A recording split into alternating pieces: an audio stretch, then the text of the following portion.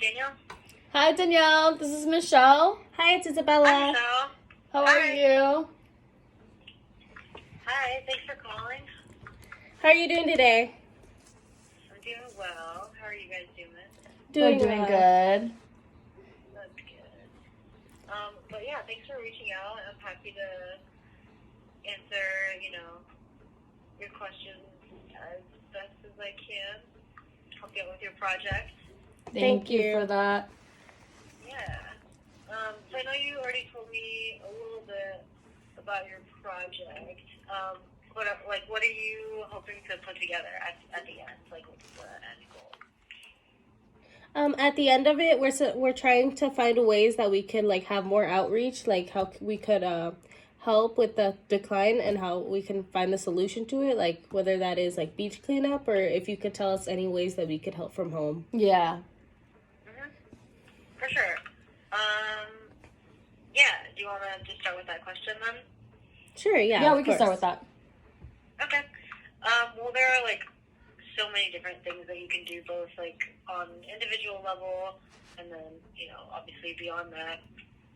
As individuals, we have sometimes we have choices over what we choose to buy. So I always say, do what you can when you can.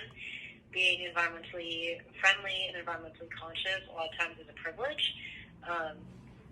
So obviously, if you can buy reusable water bottles, that's awesome. If you can,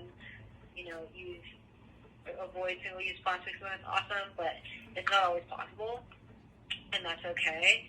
But that's where legislation comes into play. So it'd be incredibly expensive and really difficult to eliminate all the single-use items in our lives. But if there is legislation in place that works with manufacturers to tackle plastic pollution at the source, by making sure that packaging is recyclable or compostable or reusable, so that the burden is not on the consumer to make those decisions, and be more environmentally conscious. It's on the manufacturers and the producers. So, obviously, if you're eligible to vote, voting is a really powerful tool. Showing up to, neighborhood council meetings, city council meetings, using your voice, calling your different representatives, those all make a big difference. And then, I always say that the most important thing you can do is educate others, because a lot of these problems stem from a lack of understanding rather than a lack of care or compassion. Yeah. Mm-hmm. Yeah, we agree with that. Yeah, and you can obviously cleanups are super helpful, but ultimately stopping plastic pollution at the source is definitely going to be the most effective. But neighborhood cleanups, schoolyard cleanups, all that good stuff will definitely help. Okay, thank you for that. And we have one question. Are you guys planning any new projects in regards to the preservation of marine life? Well, so we have do you know what have you ever heard of marine protected areas before? We're not that well rounded on that subject.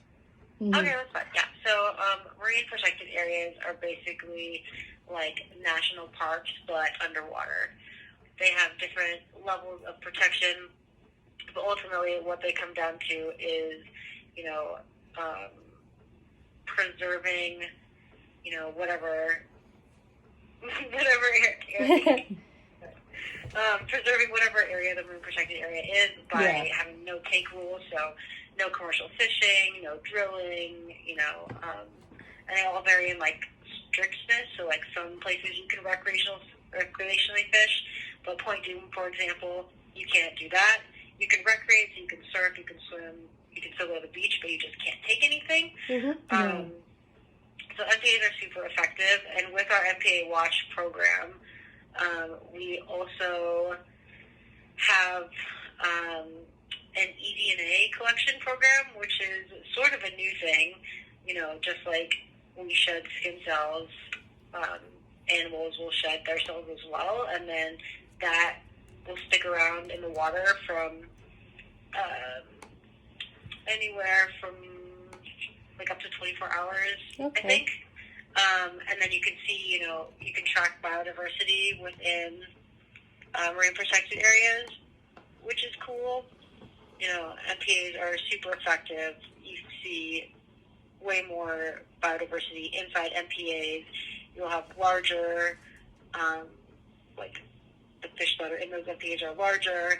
Yeah. There's healthier kelp forests. And so what Heal the Bay does, we send volunteers out to track human activity within MPAs. So okay. seeing how people are using them, how people are recreating, both like legal and illegal activity, just to track and see, Just to keep a watch how out? effective they are. Yeah. Okay. Yeah. And then eDNA is sort of pretty new. And this study is the first of its kind, which is really cool. But yeah, I think hopefully that answers that question. Yeah, thank you. And along with, I was reading on the website, and with the Hyperion accountable, the little paragraph that you guys have. It says like LA's largest sewage treatment plant after a sickening discharge of syringes, tampons, and condoms. Yeah. So when Heal the Bay was first, so the reason why Heal the Bay was formed in the first place was because Hyperion and other sewage treatment plants were only treating their sewage water once before they pump it out into the bay. And that first stage of treatment is just like letting, the solids settle and everything else, and then pumping the rest out. So it's pretty much raw sewage going out into the bay. And, obviously a bunch of surfers, swimmers, beachgoers were getting sick when they're in the water. Oh, yeah. So our founder, Dorothy Green, got a bunch of activists and environmentalists together, community members, together to... Sorry.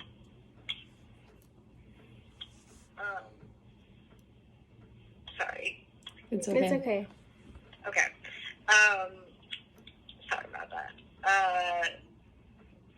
They got a bunch of activists together and, pushed Hyperion to treat their sewage. And now, legally, sewage has to be treated at least twice before it being pumped out into the bay. So, that was a huge win for us and for Los Angeles. But now, urban runoff, water from the storm drain system is our primary concern in terms of ocean pollution.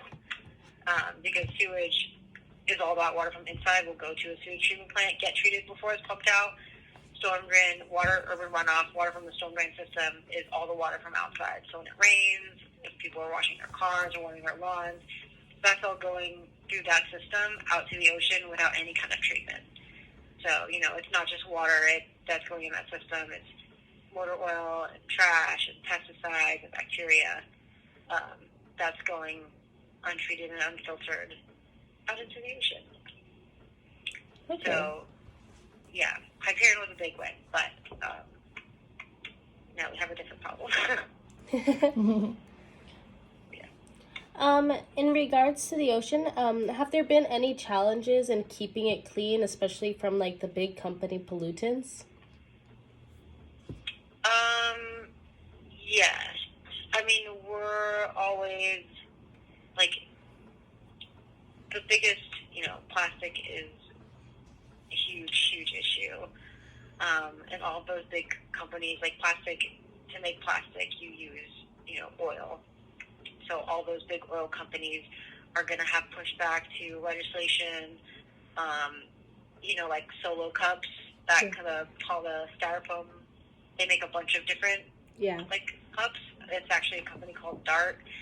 Coca-Cola, Nestle, Starbucks, Chevron, Shell, all of those, any of the companies that have any stake in either the packaging, processing, creation of plastic, distribution of plastic, they will always be the point of like biggest resistance to policies and legislation that would reduce, you know, plastic pollution. Okay, thank you for answering that. What is the most rewarding thing you get out of working at Heal the Bay? That's a really good question. I think for me, the most rewarding thing is seeing how many people care. You know, we have public cleanups, nothing but same cleanups, once a month, every single month except for December. And every time we get anywhere from 600 to over 1,000 people. And it's super encouraging to see, you know, how many people, like, they're taking time out of their Saturday to come clean the beach just because. A lot of them, you know, it's always for community service hours, but even besides that, it's really refreshing to see how many people care. And then, you know, a lot of times I work with companies and people who work for companies that don't necessarily think about the environment. And after cleanup, seeing the difference in how they view their own impact is really awesome to see. So I think just, you know, seeing how many people care is probably the most rewarding part. Oh, that's really sweet. Yeah, that is. And lastly, how did you start working at Heal the Bay? What impacted you and inspired you? Yeah, I have a bit of an interesting starting story. I actually didn't major in environmental studies. When I graduated, I had a degree in something completely different. I went to grad school for something completely different. But I realized that my passion lies with, you know, environmental justice, social justice, the environmental movement. So I actually started volunteering at the Heal the Bay Aquarium just because I wanted to start somewhere. And then I ended up getting a job. So it worked out really nicely. Oh, that's That's a really nice good. story. Yeah. Well, thank So, you. you know, no matter what you study, you can always find your way in. How long do you plan on staying with Heal the Bay? Like, do you plan on leaving or? Yeah, actually, I just got into a grad school program, so I hope we leave in Heal the Bay either in June or July to pursue a graduate degree Oh, in okay. environmental studies. That's great. Yeah. Yeah. Are you going to miss it? Yeah. I think so. You know, working at any nonprofit is a lot of work and really busy, but like I said, it is super rewarding, and we're lucky to have a really awesome staff here as well. So, yes. Yeah. Yeah. Is there anything else No, I can answer or clarify? I think we I think- covered everything. Yes. Cool. Well, if you think of something else, feel free to give me a call back or send me an email, and I'm happy to troubleshoot that with you. Thank you so Thank much. you so much for the help. And Yeah, for- no problem. We appreciate it a yeah, lot. we appreciated your time. Thank you so much. Yeah, good luck on your project. Thank you. Thank you. Have a good day. No problem. Thanks, you too. Bye. Goodbye. Bye.